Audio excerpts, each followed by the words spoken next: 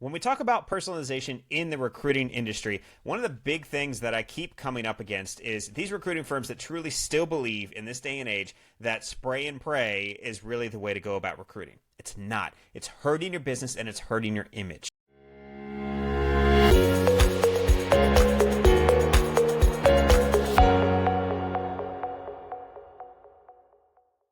Hey everyone, welcome to another episode of Salesforce for Recruiters. I'm your host, Brad Owens, and I was like you. I spent well over a decade in recruiting. I did external recruiting, internal recruiting, and all along the way I was using pieces of tech that I always felt like they didn't really fit the bill. And then I saw Salesforce, and I went, where has this been all my life? So I started the show to be able to help you understand what I learned about Salesforce, and also to debunk some of the myths out there that think Salesforce really isn't for everybody. So follow along. Today, we are going to talk about personalization. We're going to talk two different forms. One, we're going to talk candidate personalization, like how we actually reach out to them, how we personalize those messages, how we personalize our journey with them. And then we're also going to talk internal personalization. So how do I personalize my environment to myself?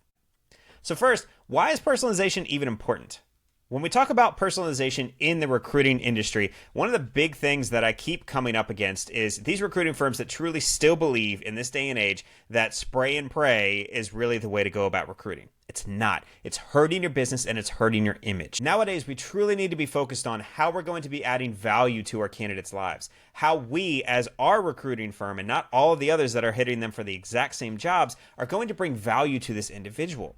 Well, we can do that by flexing what we know about this individual and including that in all of our correspondence to them. If we're sending out 1,000 of the exact same emails to every single candidate with those little, hey, insert personal thing here, we're not truly doing our best to personalize these emails. Well, how is Salesforce going to help us do that? Well, we have the ability to do that inside of Salesforce in a number of different ways. So what I want to do today is just introduce you to the personalization that's available inside of Salesforce. We could do a deeper dive later, but this is really just going to be the introduction to how you can take advantage of this technology inside of Salesforce. So for that, I'm going to share my screen. So here we are inside of Salesforce. We run Pacifica Recruiting, and today we're going to be looking at how we personalize our emails coming out of this system. So first, we want to make sure we have an email template set up. So email templates inside of Salesforce, they're something that you can take advantage of and have hundreds and hundreds and hundreds of them. You can see here that if I start scrolling through, I've got a ton. But for today, let's just focus on, the follow-up email that we have here today. I want to show you what's involved with an email. Well, you can have a template name, you can have a little description so people understand, but then the nuts and bolts is the subject line and the emails. You can start seeing that we have these little insert fields that are here, and we have another insert field here. So these are taking information from this person's file inside of Salesforce, from that actual record, and inserting it into the email. It seems trivial, but this is a major, major factor in being able to personalize your emails. So I want to show you how we'd actually create one of those. So let's change over here to be able to create a new email template. So we'll just call this our test email. And that's all we'll do for now. We'll just say, I'm sending an email. So when we're writing email templates, it's really not that groundbreaking of technology to have emails that you can send from a system. But there's one piece inside of Salesforce that most people miss. And I want to show you how we get those email merge fields inside of Salesforce. So down here, you're going to have these two brackets. Most people don't know what this is for. This is where your merge fields are going to go. So what we would do is we'd say hi, and then let's say we want the person's first name. So down here, we click on Insert Merge Field. And now we get to select what we're going to pull in. And now there's a number of different things that we can take advantage of. One, we can take advantage of the person that's going to get the email. What do we know about them? What have we stored? Then the sender, myself. What do I want them to know about me? Maybe I can pull in like my email signature or my email or my calendar link or whatever it is. Maybe we need to have something from our brand, like, hey, I work with blank or whatever it is. So for today, what we're going to focus on is the recipient. So for the recipient, we can see that we have the ability to pull in activities. So what that means is, hey, last time we talked, boom, we can hit them with what we talked about last time. But that's not what we're going to get into today. That's kind of a 2.0. Today, I just want to take you through the very, very basics. So you can see there's a number of different things you start pulling in: current salary, description of this person, their email address, their full name, or their first name. So we're going to insert their first name, and you can see now I have an email written that says, hi, recipient first name. That's the very, very basics, but that's what the merge field inside of Salesforce is and how you can take advantage of it. But now that we have emails written, what do we then do with that email? Well, we have to send it out, right? Surprise, we need to send it to this individual. I want to show you a couple different ways you can do that from inside Salesforce. First, we're going to go to a contact. Let's go to Brian O'Connor here. And inside Brian O'Connor's profile, we have the ability to send an email very quickly. We can just click on send email. So you can see when this email composer opens, there's nothing in there. To take advantage of your email templates, you have to click this tiny little button down here that says insert creator update template. So we're going to insert our 90-day follow-up. Now, one of the things when you're using one of these email templates is it'll show you the merge fields. It'll show you hi, recipient first name. Now, when I first did this, I got really nervous that, oh, wait, it didn't actually fill it in. I'm going to click send and it's not going to be in there. But trust me, after you click send is when that merge happens and it will send out the right email to the right person. So that's just one way that we can start using our email templates and hopefully get you over the hurdle of some of the things that I experienced when I was creating my first couple personalized emails inside Salesforce. Now, another topic that we wanted to cover was personalizing our Salesforce environment for ourselves. And that inside Salesforce is honestly one of the nicer things about Salesforce and about the interface. So today, if I'm a recruiter and I log into my system, I'm going to need a very specific setup of what I need to get my day started. So I want to see like my new applicants that I have to review. How many people do I need to look through? What are my jobs that I'm currently working on? So you can see these are the things that I want to see when I log in for the day. But Salesforce is profile based. So if you have the profile of a recruiter, here's what our recruiters see. If you have the profile of a salesperson, we can also have something set up for the sales individuals. So I'm inside the same environment, but if I were to log in as a salesperson, you can see I have a completely different set of what I want to see when I start my day. I have my opportunity pipeline, so I can see how many jobs I'm actually working on. I can see what my win rate is on all these different opportunities. And then I have things that are important to me. I have things like, what are my top accounts? Who am I doing the most business with? And what accounts don't have activity in the past 60 days. So I can start personalizing my view for the specific things that I need to get my job done. And that inside of Salesforce is really just starting to see the power of what you can do with this Lightning interface and how you can set this up to be very specific and unique to you.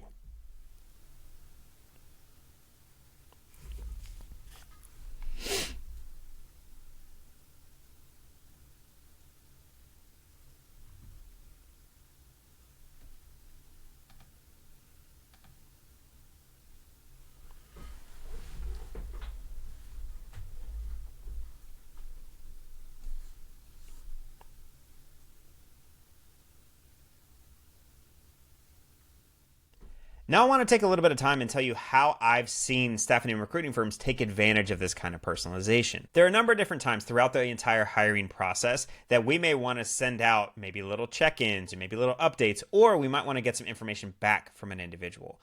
Now, I had a company that I was working with that had the ability to, throughout the interview process, both send out, hey, here's what's coming in your interview, and to receive feedback from those interviews, all through automations. But they use them as personalized emails. So what they would do is they have an auto email triggered to send out when they moved someone into an interview process and that interview was officially scheduled. They would have an automatic email get sent out to that person. It says, hey, congratulations, your email is scheduled for this date with this person here. And you could see when we were going through all of those merge fields, we have that type of information available to us. So we're able to create an email template that says, here's your interview, here's when it's happening, here's who it's with, and we also include, hey, here's a link to our resources for how to prepare for this interview. So now we have a personalized email going out to an individual, automated when we drag someone into a new stage in our process. That's just one way they were using it. Second, once that date had passed, once the actual interview itself was completed, they would have an automated email that gets sent out.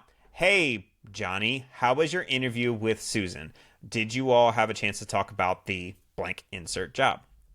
Yes, we get that email back. Now we have a lot more information, and we have our candidate who feels like that this engagement has been personalized to them. Although it's automated, they feel like it's been personalized to them and that you care. But all of that was automated through those merge fields and through emails. We've also seen people that during the onboarding process, include different emails set up into a sequence. So maybe they are supposed to start January 1st, and then January 7th, you want to follow up with an email. How was your first week? Then at the end of the month, hey, how's the first month going? Now, those are very generic emails. Hey, hope you're enjoying your job. How's your first week? Yeah, you could get away with that. You could. But you have the power to do something different, to be unique. What if you were to send out that, hey, how was your very first week at blank, insert company name? That's it. That's it. Just that one little tweak. I promise you, you're above 75% of the others that are out there. You're going to be in that top 25% of recruiters just because you're using those simple email merges that we showed you. So that's how I've seen some of my recruiting firms that I'm working with take advantage of the personalization that's inside Salesforce. But I can tell you there's a whole lot more coming. So the future looks really exciting for this type of tech with Salesforce. They are doing a lot of innovation around what they call data cloud, which is take all of these different points of information that we have on this individual and make it around this person or around our customer or whatever it might be. And then they also have Einstein. And Einstein's kind of that blanket term they're giving to all of their AI inside of Salesforce. So it might be Copilot, it might be Einstein GPT, there are a number of different things, or Einstein for marketing, whatever. They're just giving Einstein as their blanket AI term. Now, thinking about what that will make possible for these companies is just unbelievable. So I want to give you a scenario. If in the future we have been interacting with this individual, this candidate, and this candidate has interviewed 3 or 4 different times, they've gotten consistent feedback that, hey, they might be lacking X, Y, and Z. We now know that information inside our Salesforce environment, and we can personalize an email to say, hey, the past times that you've interviewed, here has been your feedback. Like, you're able to extract that type of information and put it in an auto-generated email. So maybe email templates aren't going to be a thing that we use in the future inside Salesforce, but we're going to be able to use these auto-generated email templates, and we can write a prompt that can say, hey, write me an email based on this person's past 3 interviews that will help them improve in their next one. That's all we'd have to do. And then the next email that we need to send out will be auto-generated for us. So the future is incredibly bright with what we can do in personalization inside Salesforce. But I hope what I showed you today will show you what you can do right now if you were to sign up for Salesforce. So with that, I want to thank you for watching another episode of Salesforce for Recruiters. I've been your host, Brad Owens. If you like this kind of content, there's plenty more. Just visit salesforceforrecruiters.com. If you have any questions whatsoever, feel free to send me a direct email. It's hello@bradowens.com. Be happy to cover the things that you want to see out of Salesforce and that you're curious about if you were to make this switch over to Salesforce for your recruiting. So with that, I'll turn you loose for this episode. I hope to see you on the next one. Thanks so much.